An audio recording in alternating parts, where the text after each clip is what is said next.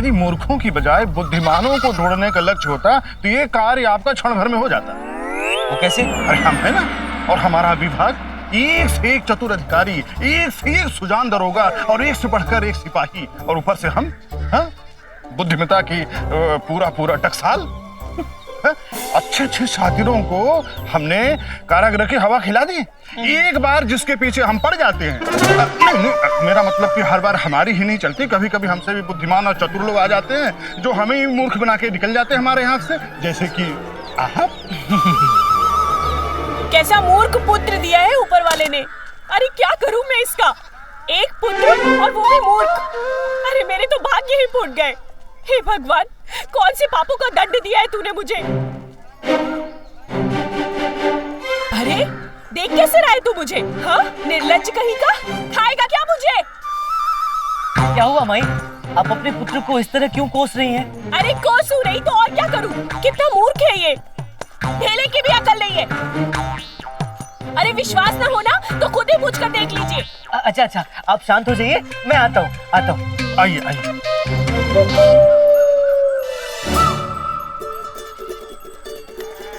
मेरे छोटे से मित्र, ये बताओ 1 और 1 कितने होते हैं?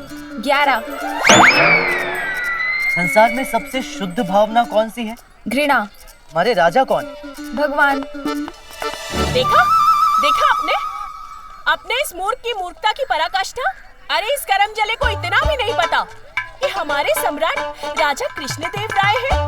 अरे क्या करूं मैं ऐसी मूर्ख संतान का। और तो और कल तो इसने अपनी मूर्खता की सारी सीमाएं लांघ डाली। अरे पानी मांगा था मैंने पीने के लिए, जब तक ये लाता मेरी आंख लग गई, और ये मूर्ख सारी रात मेरे सिरहाने पानी का बर्तन लिए खड़ा रहा। माई, आप अगले रविवार अपने पुत्र को लेकर राजमहल आ सकते हैं। राजमहल? वो क्यों? शायद महाराज के दर्शन से इसका भविष्य बन जाए। महाराज के दर्शन के सौभाग्य का अवसर कौन छोड़ सकता है। हम अवश्य आएंगे। बहुत बहुत धन्यवाद।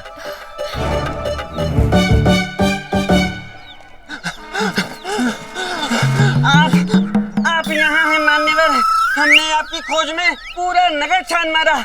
अब चलिए। कहाँ चलिए? हमारे गुरुजी ने याद किया है आपको।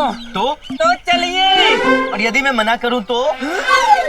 मना करने का तो प्रश्न ही नहीं उठता, आपको हमारे साथ चलना ही पड़ेगा। यहाँ हमें मना करने का साथ किसी को नहीं। धमकी? हाँ बिल्कुल, जब हम आपके पैर पकड़ लेंगे, और पैर पकड़ के तब तक नहीं छोड़ेंगे जब तक आप हमारे साथ चलने के लिए तैयार नहीं हो जाते। और जब आपके पैर पकड़ेंगे फिर तो आपको चलना ही पड़ेगा ना। चलिए महोदय, हमारे साथ चलिए, कृपा करके चलिए। अगर आप हमारे साथ नहीं गए तो हमारे गुरुजी फाइल खींच लेंगे और हमारे अंदर भूसा भर देंगे। आप चलिए, दया करके चलिए। अरे छोड़ो। दो मूर्ख तो यही मिल गए। हाँ। अब चले, कहाँ चलना है? देखा, कहा था ना हमने, यहाँ कोई हमें मना नहीं कर सकता। चलिए। चलिए।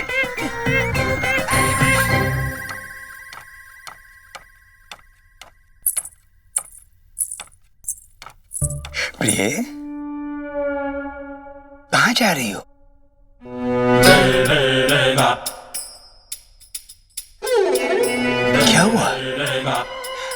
क्या हुआ कुछ बताओगी भी?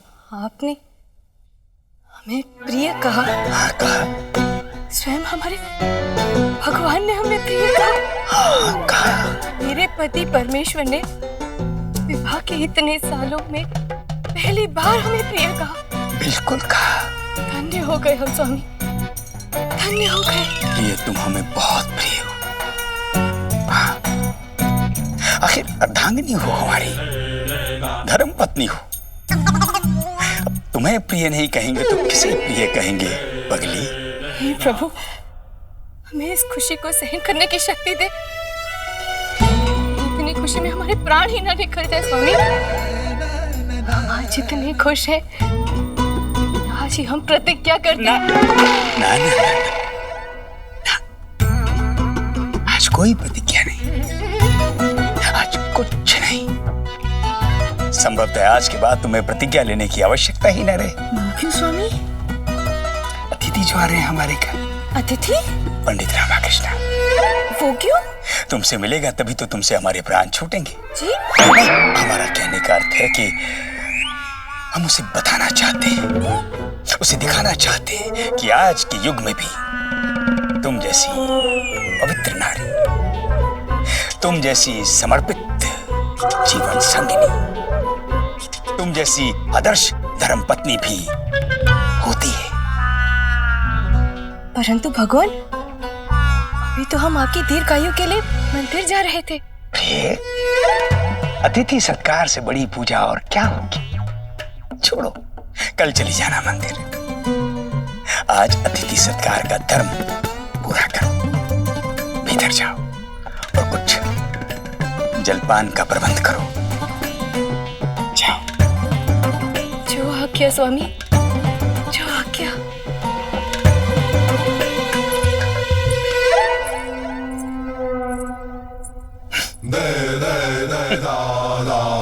बस कुछ दिनों की बात है, उसके बाद तुम कौन और हम कौन?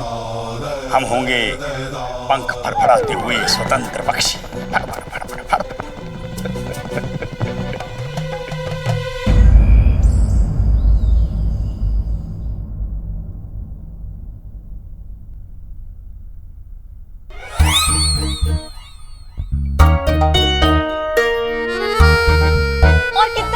स्वामी, इनसे कहिए शीघ्र अपनी चाल चले और खेल समाप्त करें। अरे जरा रुकिए छोटी महारानी जी, बड़ी महारानी को जरा सोचने का समय तो दीजिए। अरे इसमें सोचने की क्या आवश्यकता है? इतने सारे खाने खाली पड़े, कोई भी मोरा उठाइए कहीं भी रख दीजिए। छोटी महारानी जी, ऐसे नहीं होता है। ये शतरंज का खेल है, सोच समझ के चाल चलनी पड़ती है इसमें। चाल चलने में इन्हें सोचने की क्या आवश्यकता है?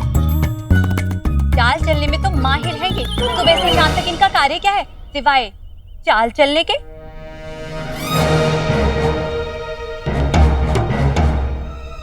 महाराज चलिए छोड़िए ना ये सब, हमने आपके लिए विशेष व्यंजन बनाया है। करेले का हलवा और धनिये का अचार। क्या बनाया है? करेले का हलवा और धनिये का अचार। ऊपर से केले के छिलके का जो मुरब्बा बनाया है ना, उसे आप खाएंगे तो उंगलियां चाटते रह जाएंगे। जी। हम जाकर अभी खाना लगवा रहे हैं, लेकिन हमारे आने तक ये खेल समाप्त हो जाना चाहिए।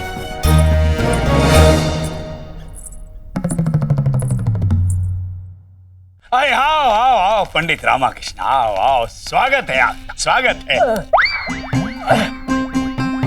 पिछली बार जब आपका हमारे निवास स्थान पर आना हुआ था तो सेवा सत्कार नहीं कर पाए आपका, तो सोचा बुलाकर अपनी भूल को सुधार लिया जाए और आपके द्वारा किए गए अतिथि सत्कार का ऋण चुका लिया जाए। हो भाग्य आचार्य, हो भाग्य।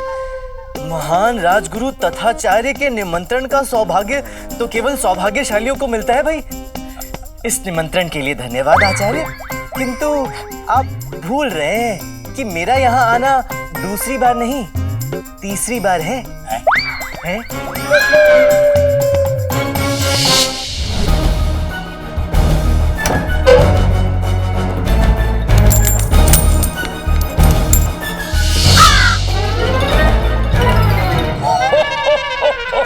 तभी की बात कर रहे हैं आप, जब आपने हमारा सब कुछ लुटवा लिया था, हमारे घर पर डाका डलवा दिया था मल्लू देवा से, है जी। कोई बात नहीं, हम तो उसे कब का भूल चुके। हाँ। आप भी भूल जाइए। हाँ। उसमें किसी की त्रुटि नहीं थी, परिस्थितियां ही ऐसी थी। सच बात तो ये है कि असल में हम एक दूसरे को समझ नहीं सके। हाँ। अन्यथा इतने बुरे नहीं है हम। कितना बुरा है ये, इसका हिसाब तो नर्क की गणित तक के भी नहीं लगा पाए होंगे। अरे गिनती कर रहे होंगे इसके कुकर्मों की, पर गिनती होगी कि पूरा होने का नाम ही नहीं ले रही होगी। बूढ़ों ने पाप ही बहुत किए हैं। अरे शिष्यो, जी गुरुजी। जाओ जाके गुरु माता से कहो कि अतिथि के लिए कुछ जलपान लेकर आए। जी गुरुजी, अभी बुला के लाता हूं। चल विराज, विराज। कैसी चल रही है आपकी खोज? मिला कोई मूर्ख या? मिल जाएंगे आचार्य। एक मूर्ख ही तो है जो छुपाए नहीं छुपता, सामने ही होता है, बस परखने की दृष्टि होनी चाहिए। हाँ, बात तो सही है, सामने होते हैं, बस पहचानना होता है। हमने तो आपसे पहले ही कहा था, कोई संकोच, कोई पक्षपात नहीं होना चाहिए इस मामले में। जहां मूर्ख मिले दबोच लो, बंदी बना लो। ये नहीं सोचना कि किसकी पत्नी है, किसका पति है। जी कर्तव्य है तुम्हारा। सही कहा ना? अरे वाह वाह, इन्हें तो पहचान ही गए होंगे आप। ये है हमारी धर्मपत्नी वरुणमाला। प्रणाम देवी। दीर्घायु भव।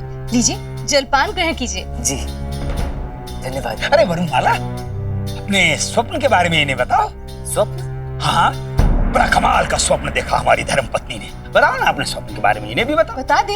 ये बाहर के थोड़ी ना, अपने ही हैं, बताओ। अपने ही है? हाँ? किंतु आपने तो कहा था कि ये कुटिल है, क्रूर है, कुकर्मी है। क्या कहा हमने? कैसी बातें कर रही हो? कुछ भी तो नहीं कहा हमने। हमने क्या? और ये भी कहा था कि कुछ नहीं कहा हमने। सुनती कुछ और है, समझती कुछ और है। विचित्र है। हमने किसी और के बारे में कहा, समझ गई आपके बारे में। अच्छा जाने दीजिए, आगे वाले काम करो। अपने स्वप्न के बारे में नहीं बताओ। जो आज्ञा स्वामी। हमने अपने स्वप्न में देखा कि हमारे घर के पिछले भाग में बहुत बड़ा खजाना गड़ा हुआ है, जबकि वहाँ 200 वर्ष पुराना बरगद का वृक्ष खड़ा है। और इन्हें स्वप्न आता है कि उस वृक्ष के नीचे खजाना गड़ा है। और देखिए क्या कहते हैं हमारी महाबुद्धिमान धर्मपत्नी। कहती हैं कि हम उस वृक्ष को उखाड़ें, अपनी एक उंगली पर उठाएं और हमारे शिष्य धनी मनी वहां से खजाना निकाल लें।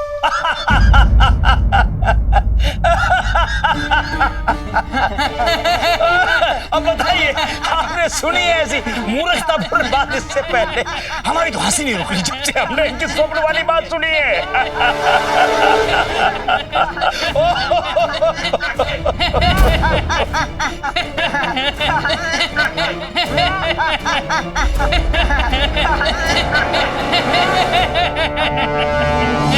देखा आपने पंडित रामाकृष्ण, कितने परे हैं हमारे स्वामी भौतिक संसार से। धन, ऐश्वर्य, वैभव, किसी के प्रति कोई लालच, कोई मोह नहीं। बस अपनी ही प्रभु भक्ति में लीन एक विशुद्ध आत्मा। अब आप ही बताइए, ऐसे महाज्ञानी सत्पुरुष के आगे हम सभी मूर्ख नहीं हुए? देखिए ना किस तरह से हंस रहे थे हम पर। धन्य है हम प्रभु, धन्य है।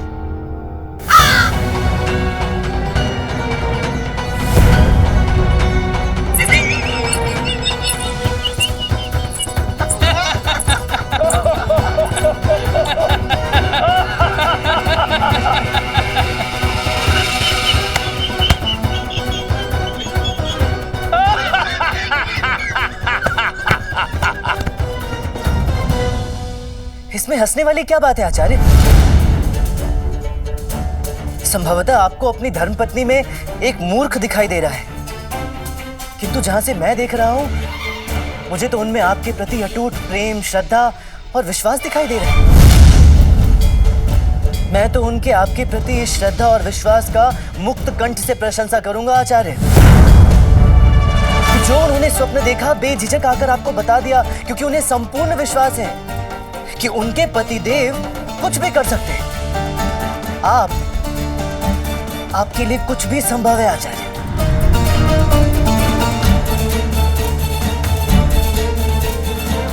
आपको तो आपके प्रति उनकी भक्ति भाव और अपूर्व श्रद्धा की भावना के आगे नतमस्तक होना चाहिए आचार्य। आस्था और श्रद्धा बहुत ही पवित्र भावनाएं होती हैं, उनका कभी परिहास मत उड़ाइए, क्योंकि जब तक ये भावनाएं इनमें हैं तब तक आप हैं। ये नहीं तो आप भी नहीं।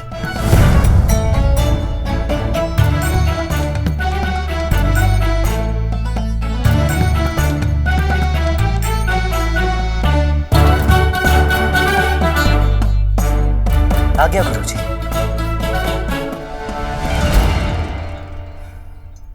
और हाँ आचार्य, क्षमा कीजिएगा, आपको सिखाने के लिए अभी बहुत छोटा हूं आपसे, किंतु एक बात अवश्य करूंगा आचार्य, कि जो पुरुष अपनी धर्म पत्नी का सम्मान करना नहीं जानता, उसे पुरुष कहलाने का भी अधिकार नहीं है। मेरे संस्कार में तो जिस घर में एक स्त्री का सम्मान नहीं होता, वो घर शवगृह होता है। देवताओं का आशीर्वाद भी उस घर को ही मिलता है जहां स्त्रियां पूजी जाती हैं। संभवतः आप भूल गए आचार्य कि जब कभी भगवान को भी मनुष्य के रूप में धरती पर अवतरित होना पड़ा, उसे भी हर बार एक स्त्री के गर्भ से ही आना पड़ा, और कोई विकल्प था ही नहीं उनके पास। और तो और जिस भगवान की आप, मैं, हम सब आराधना करते हैं, वो भी एक स्त्री है, स्वयं देवी मां, मां काली।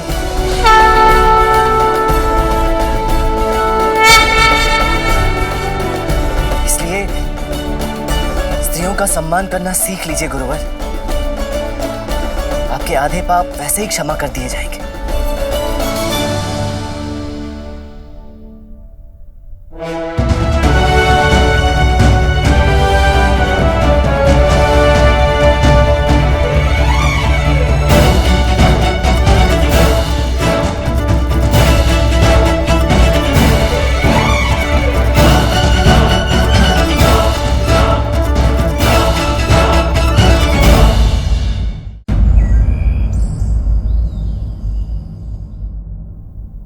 महाराज, हमें थोड़ा समय और दीजिए। लीजिए लीजिए, आप जितना समय चाहे उतना लीजिए, हमें कोई शीघ्रता नहीं है। वैसे भी हमारी भूख थोड़ी मरसी गई है अब। वो तो हम समझ ही रहे हैं प्रभु, परंतु जो समझ में नहीं आ रहा है वो ये है कि आजकल आपके राज दरबार में हो क्या रहा है।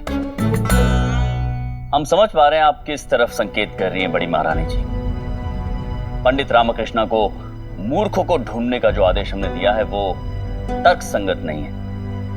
संभवतः उसे किसी सीमा तक पागलपन भी कहा जा सकता है, किंतु हम करते भी तो क्या करते। राजमहल के मूर्खों ने हमारी मनोदशा इतनी अस्त व्यस्त कर दी थी कि हम क्रोध में आ गए और हमसे ऐसा आदेश निकल गया। अब ऐसा आदेश निकल गया तो निकल गया, महाराज है, वापस भी तो नहीं ले सकते हैं।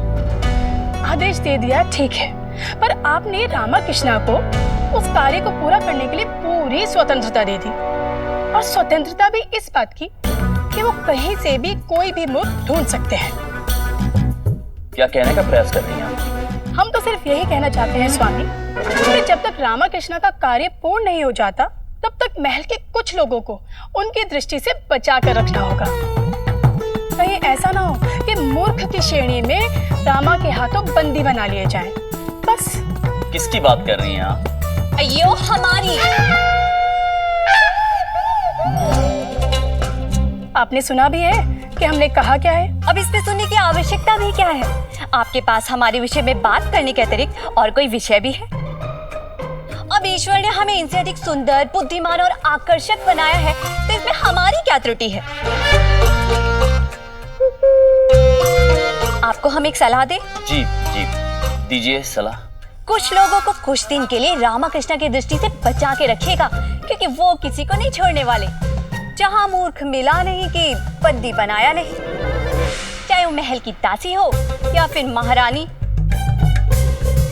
आप समझ रहे हैं ना हम क्या कहना चाहते हैं? तो महाराज, कब प्रस्तुत कर रहे हैं रामकृष्णा आपके समक्ष 8 मूर्खों को? कल।